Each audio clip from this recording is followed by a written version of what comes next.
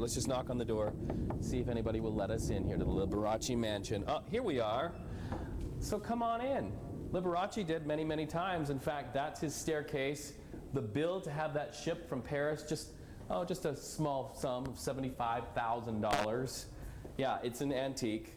And so is a lot of what's in this house. This hall right here is called the Eternal Hall of Mirrors, modeled after the Palace of Versailles.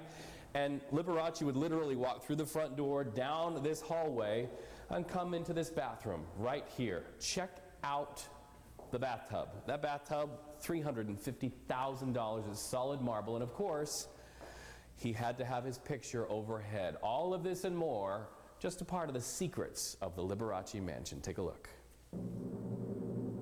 Once upon a time, a king lived in a castle on Shirley Street in Las Vegas. We all know what happened to that king, while the treasures and the home he left behind tarnished with the passage of time. It's a different picture today. It is. London's Martyn Ravenhill, hearing the Liberace Mansion was selling cheap, and with cash in hand, I bought the place within a matter of minutes. Now, more than a year later, Ravenhill, the ghost of Liberace, welcome us. That light just flickered, look. Nobody's touching a button. I have a property manager here, and he's been spooked several times, hearing pianos played and all sorts of stuff. Ravenhill's spending hundreds of thousands of dollars. I felt I must protect this place. Rescuing the rundown mansion. Liberace was the face of Las Vegas in my eyes. Inside, treasures. These are ancient columns. They certainly are.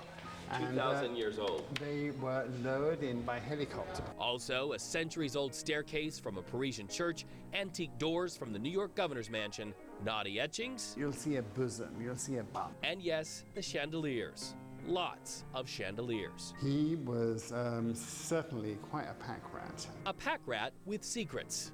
This side entrance, I believe that this was like the secret area. Once let visitors enter discreetly, directly into a shower room. This was a long hall of shower heads just off the entrance. What was that for?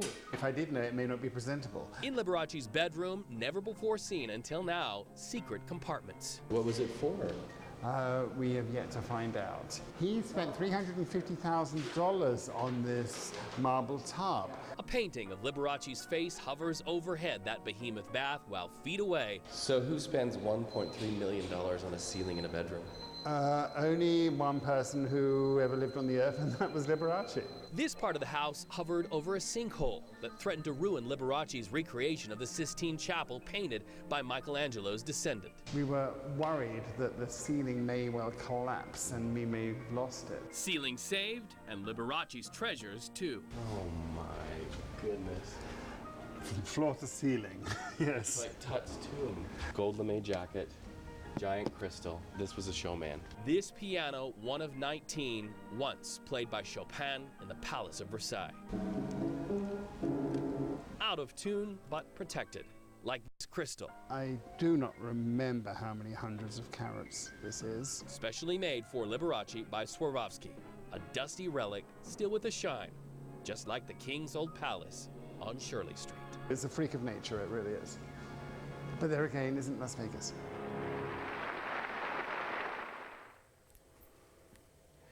And a live look right now inside the ballroom. In just a matter of hours, several $1 million of Liberace's treasures are going to be moved to an undisclosed location.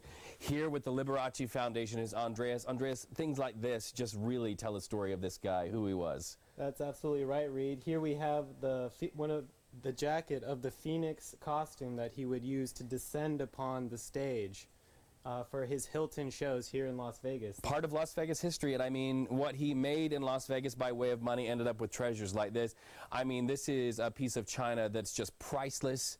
Andreas, gold, in fact. That is, in fact, gold. It's imported from England, and it's a very rare piece of china that even the Queen of England shares that china collection. Wow. Okay, so these are just a couple of pieces that are here that are about to be moved in a matter of hours to an undisclosed location, and what fun it's been to come through Liberace's home and see a little bit of his life. Back to you, Jim and Jessica. Sure has. Subtle, understated. Yeah, yes? exactly. Reed, I have a quick question for you. There's been a lot of paranormal buzz around Liberace Liberace's home. Did you have any experience while you were there other than the lights flickering that made you think twice about his ghost being among you?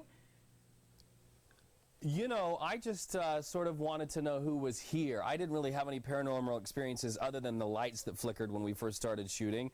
But when you come here, you know that Debbie Reynolds was here. You know that a young Michael Jackson had a drink perhaps in the Morocco room upstairs. And you really get a sense of some Las Vegas history and the footsteps that you are standing in. If those walls could talk, no Yeah, doubt about it. exactly. All right, Reed, thanks for showing us around. That was fun.